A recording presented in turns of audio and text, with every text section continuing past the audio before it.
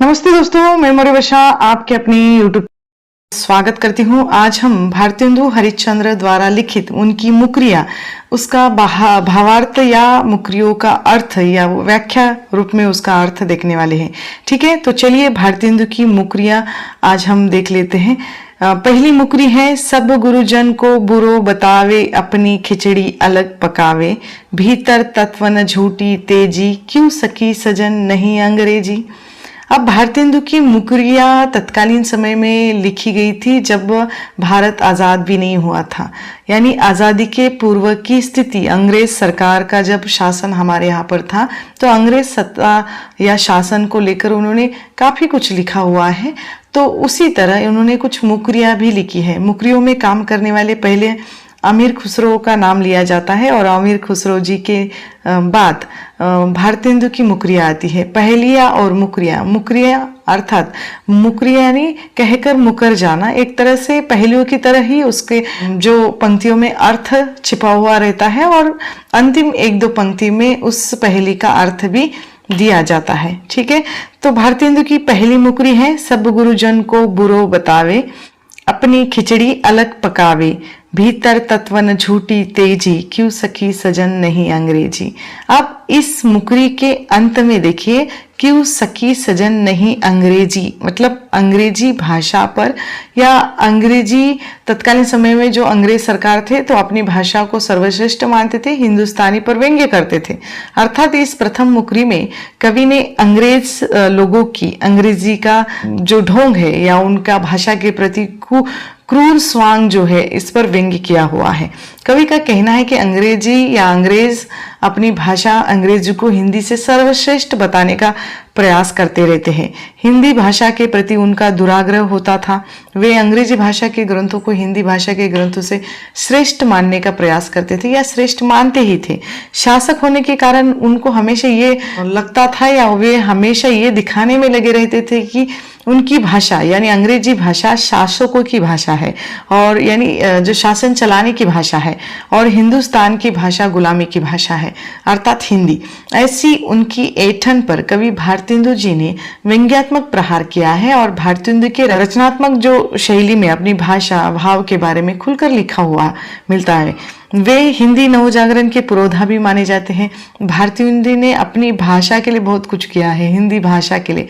तो आज भी हम वास्तविक रूप से देखें तो कार्यालयीन भाषा में हिंदी का तो ये रूप में जो प्रयोग होता ही है, लेकिन अंग्रेजी उसके साथ साथ चलती है। अर्थात तब की जो बात कही थी भारतेंदु जी ने अभी भी लागू होती है। अर्थात हमें अपनी भाषा पर गर्व होना चाहिए, अपनी भाषा में कार्य होना चाहिए या प्रशासनिक जो भी कार्य है वो भी होना चाहिए, लेकिन वह नहीं होता है। पर्यायी रूप में अंग्रेजी भाषा चलती ही है। ठीक है, तो यहाँ पहले मुकरियों में उन्होंने अंग्रेजी भाषा पर प्रहार करते हुए लिखा हुआ है, जो अपनी झूठी वाहवाही करते रहते हैं और लेकिन अपनी एक अलग से खिचड़ी पकाना, मतलब अलग से अपना एक जो दायित्व होता है, अपना काम है, अलग से दिखाना, यानी मेरा काम कितना अच्छा है, मेरी भाषा कितनी अच्छी है, ऐसा दिखाने का प्रयास हमेशा जो अंग्रेज सरकार का रहता था। ठीक है, अगली मुकरी है, सुंदर बानी कही समझावे, विधवा गण सो नेह बुधावे, दया निधान परम गुनागर, क्यों सखी सजन नहीं विद्यासागर। अब प्रस्तुत मुकरी में कवि भारतेंदु जी ने उस जमाने के जो महान व्यक्तित्व ईश्वरचंद विद्यासागर का सम्मान किया है। विद्यासागर जी एक महान समाज सुधारक एवं शिक्षावादी थे। वे अपने ज्ञान भरी बातों को बहुत ही सुंदर ढंग से सबके सामने रखते थे, यानी उस व्यक्ति में या विद्यासागर जी में वो प्रतिभा थी। उनकी बातों से सभी लोग हमेशा प्रभावित हो जाते थे। वह विद्याओं की दयनीय स्थिति के प्रति जागरूक थे। वे उनके प्रति प्रेम की भावना फैलाने में अपना योगदान करते थे। विद्यासागर दया से परिपूर्ण थे, जिनके भीतर अथाह गुणों की खान मौजूद थी। फिर इस बात का रहस्य खोलते हुए कवि ने लिखा है कि वे हमारे आदरणीय विद्यासागर जी ही हैं। ईश्वरचंद विद्यासागर भारतीय पुनर्जागरण एवं सामाजिक बदलाव के अग्रदूत रहे हैं और उन्होंने शिक्षा और विधवा विवाह के लिए महान योगदान दिया है।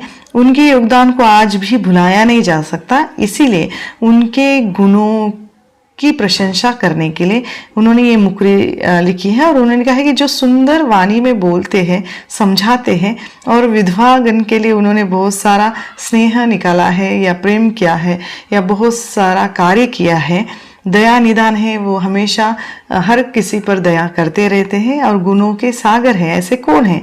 तो वे कहते कि क्यों सखी सजन, वह विद्यासागर नहीं है क्या? तो विद्यासागर का अर्थ यहाँ पंडित भी होता है, यानी पंडित के रूप में भी ये शब्द प्रयोग हो सकता है, जो ज्ञानी है, पंडित है। ठीक है, तो यहाँ पर कवि का जो कहने का अर्थ है वह विद्यासागर यानी ईश्वर चंद्र विद्यासागर के संबंध में होगा, लेकिन प्रासंगिक रूप में या अभी वर्तमान में लेना है तो पंडित विद्यासागर की तरह बहुत सारे पंडित होते हैं जो दया निधान होते हैं या बहुत सारा स्नेह करते हैं, हर किसी की मदद करते हैं, अपनी वाणी से हर किसी को तृप्त कर देते हैं, सुंदर वाणी से बोलते हैं। ऐसा भी इसका अर्थ या भावार्थ निकल सकता है। ठीक है, अगली मुकरी है, तीन बुलाए 13 आवे, निज निज विपता रोई सुनाए, आंखों फूटे भरा न पेट, क्यों सखी सजन नहीं ग्रेजुएट। अब यहाँ ग्रेजुएट ये शब्द आया है, अर्थात जो पढ़े लिखे लोगों के लिए जो पदवी धारण किए हुए हैं। प्रस्तुत मुकरी में कवि ने ग्रेजुएट तक पढ़े लिखे बेरोजगारों की दशा का चित्रण किया हुआ है या उस पर व्यंग्य किया हुआ है। सखी को मुकरी बुझाने के लिए या बुझने के लिए कही जाती है, अर्थात उस मुकरी का अर्थ क्या है ये कहा जाता है। 3 जगह के लिए लोग बुलाए जाते हैं तो वहाँ 13 लोग आ जाते हैं, अपनी जो व्यथा है, कथा है, अपना जो संघर्ष है, अपने जो मर्म है वो सब रो कर सुनाते रहते हैं। नौकरी देखकर या पढ़ लिख कर मेहनत करते हुए आंखें फूट जाती है, इधर उधर जैसे घूमते रहते हैं नौकरी की तलाश में, लेकिन पेट नहीं भरता है, अर्थात रोजी रोटी का कोई उपाय मिलता नहीं है। वह कौन है, ऐसा प्रश्न है। अर्थात सखी ही उत्तर देती है कि वह ग्रेजुएट पढ़ा हुआ एक नवयुवक या बेरोजगार है जो रोजगार न मिलने के कारण परेशान है। अंग्रेज सरकार में कम लोगों को नौकरी मिलती थी, आज भी यह मुकरी प्रासंगिक है। पढ़े लिखे युवाओं को नौकरी के लिए परेशानियां झेलनी पड़ती हैं। यहाँ पर बेरोजगारी पर व्यंग्य कवि ने किया हुआ है। अगली जो मुकरी है देखिए, रूप दिखावत सरबस लूटे, फंदे में जो पड़े न छूटे, कपट कटारी जिय में हुलिस, क्यों सकी सजन नहीं सकी पुलिस। अब हुलिस यानी लालची जो व्यक्ति होता है उसके लिए, कपट कटारी मतलब जो कपटी या बोल सकते हैं अपना स्वयं का स्वार्थी हथियार अपनाता है, लालची हथियार, इसके लिए ये शब्द प्रयोग हुआ है। इसमें उन्होंने कहा है कि पुलिस यंत्रणा या पुलिस क्षेत्र पर व्यंग्य किया गया है। सखी को पूछा जाता है कि जो अपना रूप दिखाकर सबको लूटते हैं, जिनके फंदे में जो भी पड़ता है वो कभी छूटता नहीं है, जिनका हथियार या उनके मन में जो लालच रहता है वो कौन है, अर्थात सखी पुलिस के हाथों में जो कोई फंसता है वह बाहर नहीं निकल सकता या निकलता ही नहीं। जो अपना लालच पूरा करने के लिए बेगुनाहों को भी लूट सकता है वह पुलिस होता है, वह किसी का दोस्त नहीं हो सकता। यहाँ कवि ने पुलिस का लालचीपन या उसका जो स्वार्थी है उस ओर उन्होंने इशारा किया हुआ है। अंग्रेज सरकार की पुलिस भी बहुत भ्रष्ट थी, जो आम जनता को सताती रहती थी, और उस भ्रष्ट पुलिस यंत्रणा की ओर इन्होंने इशारा किया हुआ है। ठीक है, अगली मुकरी है, भीतर भीतर सब रस चूसे, हंसी हंसी के तन मन धन मुंह से, जाहिर बातन में अति तेज, क्यों सकी सजन नहीं अंग्रेज। अब यहाँ कवि ने यानी भारतेंदु जी ने इस प्रस्तुत मुकरी में अंग्रेजों पर व्यंग्य किया है। वे कहते हैं कि ऊपर से तो अत्यंत भद्र और शालीन दिखने वाले अंग्रेजों के लिए उन्होंने चालाक और चतुर यह शब्द प्रयोग किया है। प्रत्यक्ष रूप में लच्छेदार भाषा में बोलने वाले अंग्रेजों ने इस देश को जी भर के लूटा है।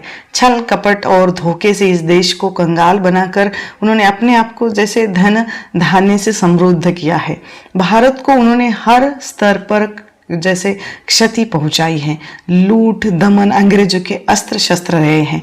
भारतीयों ने इन बातों का खुलासा अपने लेखनी से किया है। अपने शोषण को, छल कपट को और धूर्तता भरी बातों के आवरण में छिपाने का प्रयास अंग्रेजों ने किया है और अपने वास्तविक रूप को, अंग्रेजों के वास्तविक रूप को यहाँ कवि ने अपने मुखरियों के माध्यम से उद्घाटित करने का प्रयास किया हुआ है। अगली मुकरी है, देखिए, सतय अठे मो घर आवे, तरह तरह की बात सुनावे, घर बेटा ही जोड़े तार, क्यों सकी सजन नहीं अखबार। अगली जो मुकरी है या प्रस्तुत मुकरी में कवि ने अखबार का अपने जीवन में योगदान और उसकी उपयोगिता या उसके कार्य के बारे में कहा हुआ है। अंग्रेज सरकार के समय में भी अखबार खबरें देने का काम ही करती थी, जैसे आज करती है, लेकिन आज पार्टियों के हिसाब से स्वार्थी हो गई मीडिया भी, जिसमें पूछा जा रहा है कि जो हमारे घर में नित्य नियम से सुबह सुबह आता है, हमें तरह तरह की घटनाओं की खबर दे जाता है, अर्थात उसके बारे में हमें सुनाकर जाता है, जिसके माध्यम से हम घर बैठे ही सब तार जोड़ते हैं, यानी घर बैठे ही दुनिया की, देश विदेश की, शहर गली की खबरें पढ़ते हैं। वह कौन है? फिर कहा जाता है, क्यों सखी सजन, वह अखबार नहीं है क्या? अर्थात अखबार ही तो है जो हमें नित्य नए नए खबरें देता है, अर्थात सबको जोड़कर रखने का काम अखबार करता है। अर्थात इस मुकरी में अखबार के बारे में उन्होंने कहा हुआ है या अखबार का काम या उसकी उपयोगिता पर उन्होंने प्रहार किया हुआ है। ठीक है, अगली मुकरी है, एक गर्भ में सौ सौ पूत, जन्म मावे ऐसा मजबूत, करे खटाखट काम सयाना, क्यों सखी सजन नई छाप खाना। अब छाप खाने भी एक तत्कालीन समय में थे और नई नई शुरुआत हो रही थी, छापखानों के कारखाने बढ़ रहे थे। प्रस्तुत मुकरी में कवि ने छापखाने के बारे में अपनी सोच को व्यक्त किया है। वह छापखाने को नई उपलब्धि के रूप में बहुत सराहते थे। जब सखी मुकरी पूछती है कि वह अपने गर्भ यानी अपने कोख में एक नए जैसे एक नहीं अनेक या सौ सौ पूत पालती है, वह सबको मजबूत ही पैदा करती है, वह अपने सारे काम फटाफट तेजी से या तेजी के साथ करती है। फिर बताओ वह कौन है? वह बताती है कि वह छापखाना अर्थात प्रिंटिंग मिसिंग जो मशीन या प्रेस है, आधुनिक विज्ञान ने ज्ञान के प्रसार को तेज किया है। किताबें मानव समाज के लिए संतान के समान लाभकारी मानी जाती है। किताबें छापना अब बहुत आसान हो गया है। एक छापखाने से हजारों किताबें छापी जा सकती है। हर किताब का अपना प्रभाव होता है। प्रिंटिंग प्रेस के सारे काम फटाफट होते हैं। यह हमारे समाज के लिए बहुत उपयोगी है, ऐसा कवि ने कहा है। और कवि ने इस मुकरी में छापखाने के महत्व को प्रभावी ढंग से व्यक्त करने का प्रयास किया है। अगली मुकरी है, मुंह जब लागे तब नहीं छूटे, जाति मान धन सब कुछ लूटे, पागल करी मोही करे खराब, क्यों सखी सजन नहीं शराब। अब शराब पर कवि ने ये मुकरी लिखी है। भारतेंदु का युग परिवर्तन का युग था। तत्कालीन परिस्थितियों में कवियों में चेतना का जो प्रसार प्रचार कवि ने किया है, समाज को जगाने के लिए कवियों ने बहुत सारी काव्य रचनाएं भी रची है। भारतेंदु सामाजिक बुराइयों को दूर करके देश में नई स्फूर्ति का संचार करना चाहते थे। अपने काव्य या अपने रचनाओं के माध्यम से उन्होंने परिवर्तन तो बहुत किया है। पारंपरिक रूप में या पारंपरिक प्रवृत्तियों के स्थान पर उन्हें नई प्रवृत्तियों ने वो स्थान ग्रहण किया था। मुकरियों की रचना में इन्हीं प्रवृत्तियों को देखा जा सकता है। अब नए जमाने की मुकरी में बहुत सारी मुकरियां हैं भारतेंदु की, और उसमें से कुछ छिनी हुई मुकरियों का भावार्थ मैं यहाँ स्पष्ट कर रही हूँ। सखी पहली पूछती है, मुकरी पूछती है कि फिर यह स्पष्ट करती है कि शराब ऐसी चीज है जब किसी की मुंह लग जाती है, अर्थात जब किसी को इस शराब की आदत या लत लग जाती है, तब जाति मान मर्यादा धन सब कुछ वह लूट लेती है, वह व्यक्ति को पागल बना देती है। शराब की आदत पड़ जाने से व्यक्ति का जीवन ही बर्बाद हो जाता है। अर्थात शराब व्यक्ति के लिए अच्छी नहीं है, ऐसा जो कवि ने इस मुकरी में बताया हुआ है। ठीक है, अगली मुकरी है, मतलब ही की बोले बात, राखे सदा काम की घात, डोले पहिने सुंदर समला, क्यों सखी सजन नहीं अमला। अब प्रस्तुत मुकरी में नेतागण पर या राजनीति पर उन्होंने व्यंग्य किया हुआ है। कवि ने तत्कालीन समय के नेतागण या अधिकारी वर्ग के व्यवहार पर प्रहार किया है। सखी को पहले पहेली बुझाने के लिए कहा जाता है और पूछा जाता है कि जो अपने मतलब की बात करता है हमेशा अपने काम की घात लेकर रहता है, यानी उस पर नजर गड़ाए रहता है, अर्थात मैंने ही काम किया है ऐसा दावा करने वाला या अपने कामों पर नजर बनाए रखने वाला होता है। हमेशा अच्छे अच्छे कपड़े पहनकर फिरते रहते हैं, वह कौन है? क्यों सकी वह नेता नहीं है क्या? अर्थात नेता ही है जो हमेशा अपने स्वार्थ की बोली बोलता है, विकास के कामों को नजरअंदाज करता रहता है, सफेद कपड़ों में अर्थात अच्छे अच्छे कपड़े पहनकर डोलते रहते हैं, वे नेता लोग हैं। यहाँ नेता लोग की स्वार्थी मनोवर्ती पर लेखक और कवि ने प्रहार किया हुआ है। अंतिम जो मुकरी है, नई नई नित तान सुनावे, अपने जाल में जगत फसावे, नित्य नित्य हमें करे बलसून, क्यों सखी सजन नहीं कानून। अब इस प्रस्तुत मुकरी में कवि ने अंग्रेजों की कानून व्यवस्था पर व्यंग्य किया है। अंग्रेजों द्वारा भारत को लूटने में जिन उपकरणों का प्रयोग हुआ था या उसमें जो एक कानून व्यवस्था थी, अंग्रेज शासकों ने इस देश के दोहन के लिए मनचाहे कानून अपनी मर्जी से बनाए थे और इन कानूनों के तहत अपनी सुविधा अनुसार वे भारतीयों को या भारतीयों पर लूट की लीला चाहते थे। कहना न होगा कि सभी कानून उनके फायदे के लिए बनाए गए थे। अपनी आवश्यकता के अनुसार वे नित्य नए कानून भी बनाकर भारतीय लोगों को गुलामी के जाल में फंसाते रहते थे। कानून के मकड़ जाल में फंसे छटपटाते भारतीयों की पीड़ा को इस मुकरी के माध्यम से कवि ने अभिव्यक्त करने का प्रयास किया है। अब इसमें कानून के सहारे अंग्रेज भारतीयों की लूट, दमन और शोषण करते थे, जिसका चित्रण इस मुकरी में किया गया है। अंग्रेजों द्वारा परिवर्तित कानून व्यवस्था पर व्यंग्य किया गया है। इन मुकरियों का जो भावार्थ या इन मुकरियों के अर्थ या इसकी व्याख्या देखने के बाद हमें ये समझ में आता है कि अंग्रेजी सत्ता पर प्रहार करने वाली ये मुकरिया है, अब पुलिस प्रशासन के कार्यों पर व्यंग्य करने वाली ये मुकरिया है, नेता लोगों के कार्य पर व्यंग्य करती है, कानून व्यवस्था पर प्रहार करती है, कानून व्यवस्था के बाद शराब के दुष्परिणाम भी बताती है, अखबार और छापखाने का महत्व भी है, अंग्रेजों का हिंदी भाषा के प्रति जो दुर्व्यवहार और अपनी भाषा के प्रति जो मान था उसका भी चित्रण इसमें मिलता है। ईश्वरचंद्र विद्यासागर के गुणों का गान भी हमें इन मुकरियों में मिलता है। ठीक है, तो भारतेंदु हरिश्चंद्र द्वारा लिखित ये कुछ मुकरियों का अर्थ यहाँ पर समाप्त हो जाता है। आप लोगों को ये वीडियो कैसा लगा मुझे कमेंट करके ज़रूर बताइएगा, और भी किस रचना को या किस कविता को लेकर आपको वीडियो चाहिए मुझे कमेंट करके बताइएगा, ताकि मैं उस पर वीडियो बनाने की पूरी कोशिश कर सकूं। यहाँ हम रुकते हैं, जल्द मिलेंगे एक नए वीडियो में एक नए विषय के साथ। तब तक के लिए धन्यवाद।